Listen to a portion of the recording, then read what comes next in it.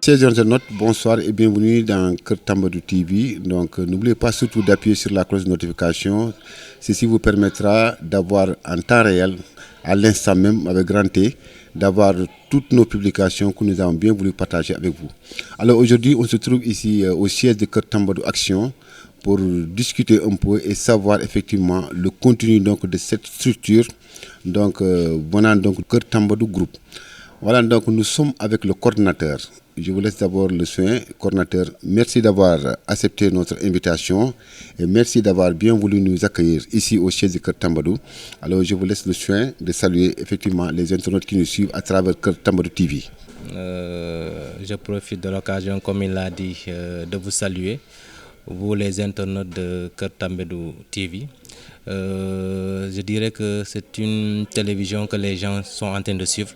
Et réellement, je vous encourage par rapport à tout ce que vous êtes en train de faire, par rapport à tout ce travail que vous êtes en train d'abattre sur le terrain et sur la Casamance de manière générale. Merci beaucoup.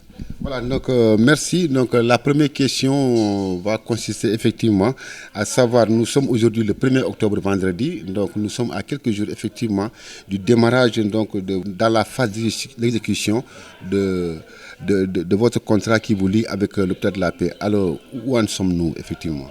D'abord, je remercie le bon Dieu par rapport à tout ce qu'on est en train de faire. Je dirais que Tambadou Action, que je coordonne, est en train de faire de très bonnes actions. C'est dans ce sens que Kër Tambadou Action, ou bien Kër Tambadou, dans son ensemble, a signé une convention avec l'hôpital de la Paix pour venir en aide aux gens qui sont là-bas. Quand je dis aux gens qui sont là-bas, c'est par rapport d'abord aux patients, aux accompagnants, je dirais également au personnel soignant, que Tambadou a pris l'entière responsabilité, Inch'Allah, que chaque dimanche, il va offrir des repas à ces derniers. Donc par rapport à ça, toujours, la dernière fois, d'ailleurs, on n'a pas attendu que jusqu'au 3 pour commencer, le 3 octobre, mais nous avons commencé par des tests. Parce qu'on ne peut pas attendre le 3 pour essayer. Si tu dis que tu attends jusqu'au 3, s'il y a des failles, des manquements, là, ça sera un peu compliqué. Donc on s'est dit que pourquoi pas ne pas démarrer par des tests. On l'a fait pendant 2 dimanches et ces tests ont été reçus. Le premier test, lorsqu'on l'a fait, on a vu qu'il y avait un problème de timing, mais après on l'a réglé très rapidement. Le second test également, lorsqu'on l'a fait, on n'a vu aucun problème. Donc ce qui veut dire qu'aujourd'hui, nous sommes prêts à faire le démarrage effectif des repas que nous comptons donner aux patients, à ceux-là qui sont à l'hôpital, le personnel soignant, tous ceux-là, les gardiens, les accompagnants. Nous sommes prêts aujourd'hui à les offrir. D'ailleurs, la dernière fois, lorsqu'on a amené les repas, au départ, c'était d'offrir 200 repas.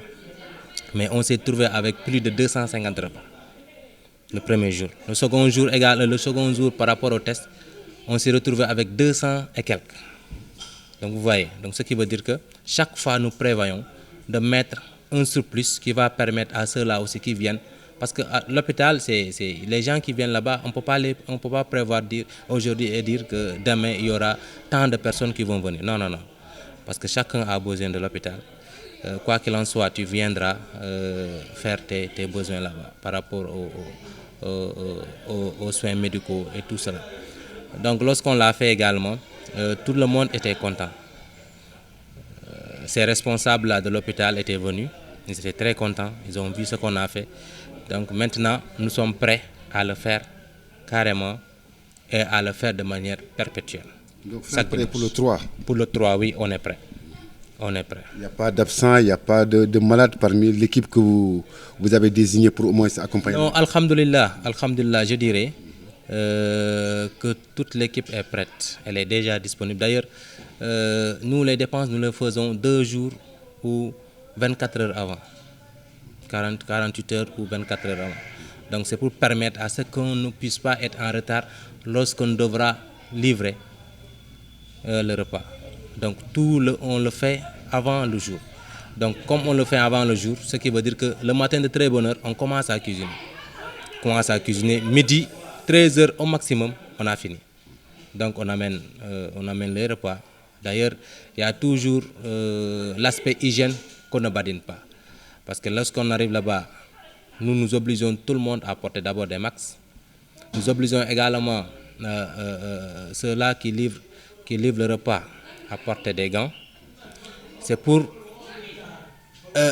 prévenir ou c'est pour maintenir l'hygiène au niveau de l'hôpital. Comme on a trouvé que l'hôpital est un lieu très très hygiénique, donc il va falloir que nous aussi, qui venions là-bas, qu'on se conforme par rapport à ce qu'ils disent. Donc c'est ça, à chaque fois c'est comme ça que ça se passe. Et ça se passe très bien aussi. Voilà, donc c'est sous le label de mon anniversaire au service de la santé et du réseau social. Est-ce que vous êtes en mesure aujourd'hui d'accepter notre contrat, parallèle à ce contrat de l'hôpital de la Paix? D'abord, comme nous commençons, comme je l'ai dit, le lancement sera le 3. Mon anniversaire au service de la santé est un projet que notre patron ou notre guide a mis en place pour permettre aux populations d'avoir un espace ou un cadre où ils vont mettre peut-être quelques dons. Ces dons-là, nous allons les mettre à la disposition de l'hôpital.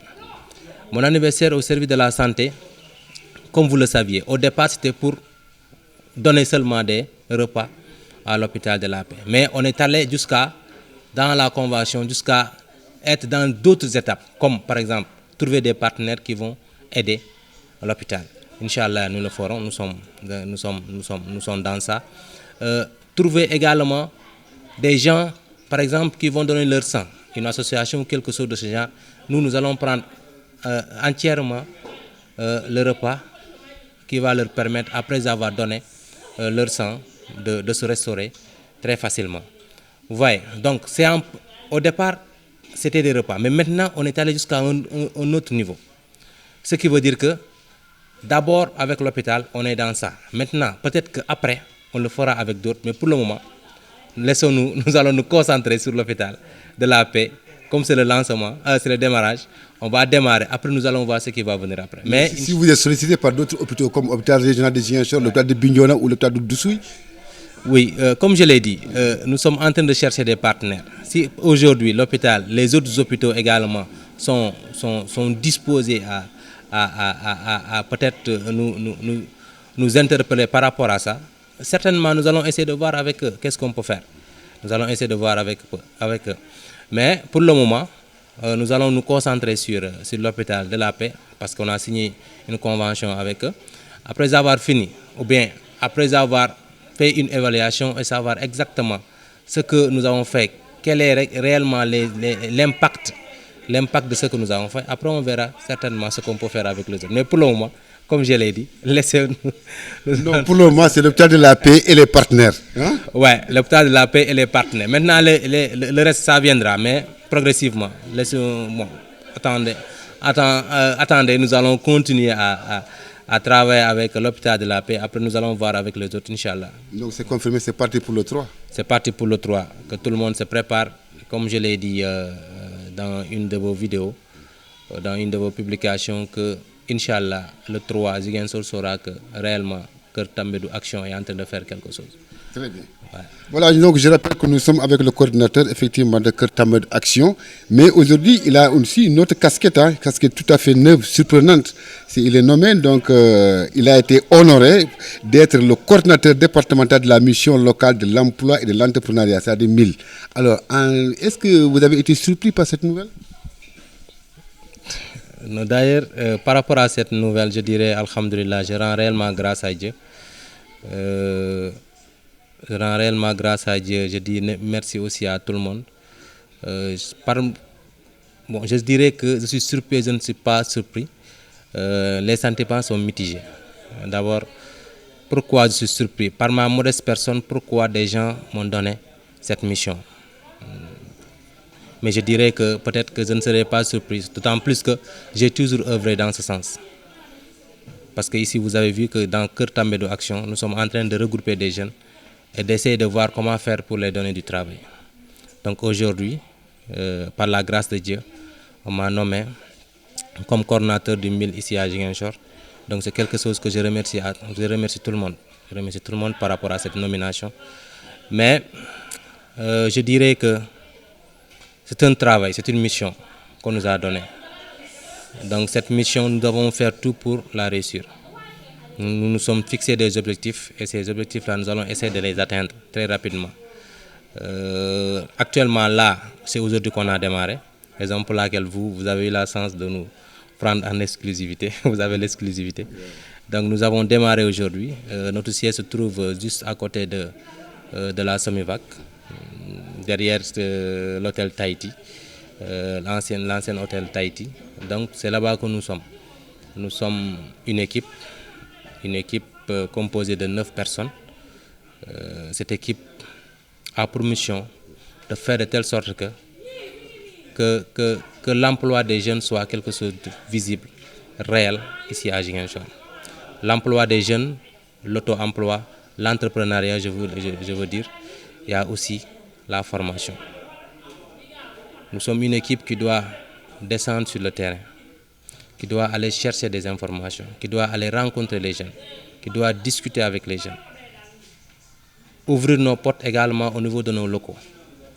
Recevoir ces jeunes. Parce qu'aujourd'hui, peut-être nous avons la chance de commencer à travailler, mais il y a certaines personnes ou bien certains jeunes qui n'ont pas encore commencé à travailler. Donc c'est à nous de les ouvrir les portes, de leur donner cette chance-là qu'ils n'ont pas. En faisant quoi? En les aidant d'abord à faire un business plan, à les accueillir d'abord, je veux dire, à les accueillir d'abord au sein de nos locaux, les écouter, échanger avec eux, les conseiller, parce que dans notre boulot, ou bien encore dans nos bureaux, nous avons 2 personnes qui sont conseillers en emploi. Donc ceux-là vont les prendre en charge, vont discuter avec eux, savoir effectivement ce qu'il en est. Faire des profilages. Parce qu'aujourd'hui, nous devons être là pour chercher des voies et des moyens pour permettre à ces jeunes-là de s'épanouir. Imaginez que quelqu'un vient, un jeune vient, qui ne sait absolument rien, qui n'a pas encore commencé à travailler. Il arrive dans vos locaux. Si vous ne l'accueillez pas correctement, il est déjà frustré. Il n'a plus d'espoir. Donc c'est à nous de les accueillir, de les montrer la voie, afin qu'ils puissent comprendre que de l'autre côté, ce n'est pas difficile, mais seulement peut-être qu'ils ne sont pas bien orientés, raison pour laquelle jusqu'à présent ils n'ont pas ce moyen de trouver un travail. Donc nous sommes là et nos portes sont grandement ouvertes. Nos portes sont grandement ouvertes. Nous appelons tout le monde. D'ici peu, peut-être la semaine prochaine, vous allez nous voir sur le terrain. Peut-être que vous serez un jour invités à venir nous accompagner. Nous serons sur le terrain, nous allons parler avec les gens, nous allons parler avec les jeunes. Nous allons les mettre dans de bonnes conditions également au niveau de nos locaux. Et là-bas, nous allons voir ce qu'on peut faire. Parce qu'il y a un partenariat qui s'est lié entre l'État et certains bailleurs, et certaines entreprises. Donc c'est quoi? C'est de faire de telle sorte que ces entreprises-là puissent recruter des gens, puissent recruter des jeunes. Parce que, quoi que l'on dise, nous savons bel et bien que le chômage est là. Maintenant, c'est nous qui devons trouver des solutions par rapport à ce chômage. Ouais, c'est ça. Nous pouvons dire que donc, au niveau de Kër Tambadou, l'humilité dans le professionnalisme a payé. Oui, il y a un slogan. D'ailleurs, chaque vendredi, c'est ça que sont des séminaires que nous faisons ici. Ces séminaires-là ont accès sur l'humilité et le professionnalisme. C'est-à-dire, il faut que toute personne soit humble. Quelqu'un qui travaille doit être humble, modeste. Mais également doit être professionnel. Parce que le professionnalisme te permet de se débarquer par rapport à certains préjugés, à certains retards, à tout ceci qui te permet de ne pas t'avancer. Vous comprenez? Donc, le professionnalisme te permet également d'avoir des résultats. Si vous regardez bien, nous, chaque vendredi, nous le faisons ici. Donc, nous interpellons tout le monde. Ça a payé. Ça a payé parce que nous faisons des séminaires. Moi-même, je suis formé ici, je pourrais dire. Je suis formé ici et puis je ne cesserai jamais de le dire. Je ne cesserai jamais de le dire. Que Tambédou nous a formés. Et nous ne cesserons jamais également de remercier Kër Tambédou. Parce qu'aujourd'hui, quoi que l'on dise, même si ailleurs nous avons déjà commencé, mais ici, lorsqu'on est arrivé, c'est comme si on n'avait rien appris. Nous avons repris à zéro. Vous comprenez? Nous avons repris à zéro. C'est l'occasion pour nous de remercier Cheikh Tidiane Tambédou, le fondateur de Kër Tambédou. Donc c'est quelqu'un qui nous a formés, c'est quelqu'un qui nous a montré la voie et qui continue également à nous montrer la voie. Donc nous lui disons un grand merci. Que Dieu nous donne une excellente santé, une longue vie, qu'il soit toujours là à nous guider. Parce que nous le considérons comme un guide pour nous. Nous allons entamer, pour clore ce débat, nous allons terminer avec la page culture, c'est-à-dire que vous préparez ce week-end un Diambadon avec Demkounda Family. Vous pouvez nous donner les grandes lignes? Oui, Demkounda Family, je dirais, c'est juste une appellation. C'est vrai que Dem comme nom, c'est là-bas que j'habite. Au départ, je vais un peu vous donner l'historique de cet événement. Au départ, c'était 2 enfants que moi-même j'ai pris pour la circoncision, les circoncire. Mais par la suite, il y a eu des gens qui sont venus également nous solliciter. Parce qu'au départ, c'était moi. Mais après, ce n'est plus moi. Parce que pourquoi je dis c'est moi, ce sont mes neveux. Ce sont mes neveux. Donc d'autres sont venus m'expliquer, nous expliquer, nous dire pourquoi pas ne pas regrouper les gens. Ne pas regrouper parce que dans ce quartier, nous avons vu, ou bien dans notre petit coin là, nous avons vu qu'il y a beaucoup de jeunes enfants qui ne sont pas encore circoncis. Donc pourquoi pas ne pas les amener et faire cela ensemble. Donc par la suite, on a discuté ensemble. On a discuté jusqu'à trouver que ce n'est plus une question de Ousmane ou de quelqu'un d'autre. Mais nous trouvons que c'est une question de Kër Tambédou Action. Pourquoi je dis Kër Tambédou Action? Je vous ai toujours dit que Kër Tambédou Action œuvre dans le social. Kër Tambédou Action est toujours là pour les gens, pour sa communauté. Donc aujourd'hui, nous pensons que c'est la communauté qui a appelé. Et Kër Tambédou aussi doit être là pour cette communauté. Du coup, nous avons commencé c'est nous qui avons pris en charge ces enfants. Nous avons appelé un infirmier qui a tout fait.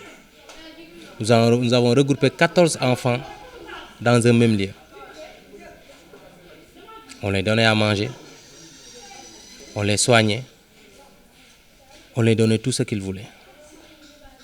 Nous, de notre côté, c'était pour nous une occasion de nous regrouper, de nous familiariser encore davantage, de voir les parents se discuter entre eux, trouver des solutions par rapport à ce que nous devons faire après. Vous avez vu. Donc c'est là-bas qu'on a commencé à avoir des résultats positifs, parce que les parents aussi ont adhéré à cette initiative. Ils nous ont laissé complètement leurs enfants dormir dans un même lieu pendant tout ce temps, sans pour autant qu'il y ait quelque chose peut-être qui va les stopper, qui va leur dire non. Ils sont restés là-bas, ils ont fait 1 mois. Ils ont fait 1 mois. Donc durant ces 1 mois, nous avons profité aussi de l'occasion pour leur faire comprendre certaines choses de la vie, en les enseignant des chants, en les montrant aussi, en les éduquant, je veux dire. Parce que aussi c'est une occasion pour nous d'essayer de les éduquer. Ces enfants-là ne sont pas seulement ceux-là qui sont dans ce quartier. À l'India, nous avons quelqu'un qui est venu là-bas, à Niafoulen, de l'autre côté de Djiringo.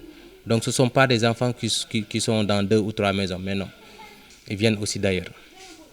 Toujours ces enfants, au départ c'était difficile, mais après, on s'est familiarisé avec eux. Aujourd'hui, moi je suis en train de me dire comment ça sera après. Parce que là, ces enfants nous ont donné des habitudes qu'on n'avait pas auparavant. On peut se lever à 5 h du matin, prier, aller au travail ou se recoucher. Mais aujourd'hui, tu te lèves à 5 h du matin, tu pries, immédiatement tu commences à préparer le petit déjeuner. parce que c'est nous les hommes qui le faisons. Nous commençons à préparer le petit déjeuner. Jusqu'à un certain moment, 7h30, nous arrêtons pour aller au travail. Les autres vont continuer le travail. Donc vous avez vu, on a commencé à adopter des comportements positifs. En essayant de les éduquer, nous avons vu également que nous sommes en train de nous éduquer. En laissant certains comportements qui au départ, peut-être, je ne dirais pas, c'était pas responsable, mais au moins ils nous ont donné un plus à ce que nous faisons auparavant. Donc ces enfants-là également sont des enfants à remercier, surtout leurs parents qui ont une confiance en nous et qui nous ont donné leurs enfants pendant tout ce temps. Donc nous leur disons merci. Merci réellement. Alors, si vous avez à ajouter, nous sommes à la fin, hein, quels sont ceux que tu dois remercier ou bien... Ouais, je vous remercie d'abord vous qui m'avez surpris par rapport à cette interview. Vous avez compris que j'étais à la maison et vous m'avez appelé. C'est vrai qu'on en a parlé. Je remercie également, ou bien entièrement, Cheikh Tidiane Tambédou. C'est Tidiane Tambédou qui est un homme sans façon. Un homme qui met le travail au devant de tout. Un homme également qui met le social au devant de tout. Un homme qui met, je dirais, la religion aussi devant tout. Donc c'est quelqu'un qui a ces multiples facettes. Je ne sais pas comment je vais l'appeler. C'est quelqu'un qui est très, très, très, très humble. Raison pour laquelle l'humilité et le professionnalisme qui nous apprend ici tout le temps, nous commençons à voir les résultats. Dans les différents domaines où nous sommes, nous commençons à avoir des résultats positifs. Donc nous ne cesserons jamais de lui dire merci. Nous remercions également nos parents qui sont là, nos collègues de Kër Tambédou, Action, de Kër Tambédou en général, ceux qui sont à IMO, Finance, Santé et toutes ces différentes filières qui sont dans Kër Tambédou. Nous remercions également les parents des futurs initiés. Nous les remercions. Nous les remercions parce que ils ont compris ce que Kër Tambédou est en train de faire. C'est le social. Ils ont compris, ils ont accepté d'accompagner également Kër Tambédou dans ça. Donc nous disons merci également à vos internautes. Vous êtes une télé de référence actuellement au niveau du net. Les gens vous suivent parce que la culture, vous rimez la culture, la politique, le social et toutes ces différentes facettes également de la religion également, vous y êtes. Donc c'est quelque chose que nous approuvons et que nous voudrions également accompagner. Parce que je vous invite également par rapport à la sortie des initiés le dimanche, je vous invite à venir nous accompagner, à rester à nos côtés. Parce que on va commencer demain, Inch'Allah. Il y aura un rassemblement qui y aura à Demkounda, les femmes vont danser, ça sera culturel. Demain à partir de 18h. Le dimanche, Inch'Allah, nous allons faire toute la journée un djamadon. Le lundi, Inch'Allah, l'après-midi à 18h également, nous allons faire danser les initiés. Et c'est là-bas que ça va se terminer. À partir de là-bas, nous allons accompagner chaque initié chez lui. Nous allons lui remettre à ses parents et leur dire également merci, voici votre enfant. Donc merci beaucoup par rapport à tout ce que vous êtes en train de faire. Merci. Voilà, merci. Donc je rappelle que c'était le coordinateur de Kër Tambédou Action, mais également le tout nouveau coordinateur du MIL, c'est-à-dire le coordinateur départemental de la mission locale, l'emploi et l'entrepreneuriat. Donc c'est le tout nouveau. Merci également de nous accueillir chez vous.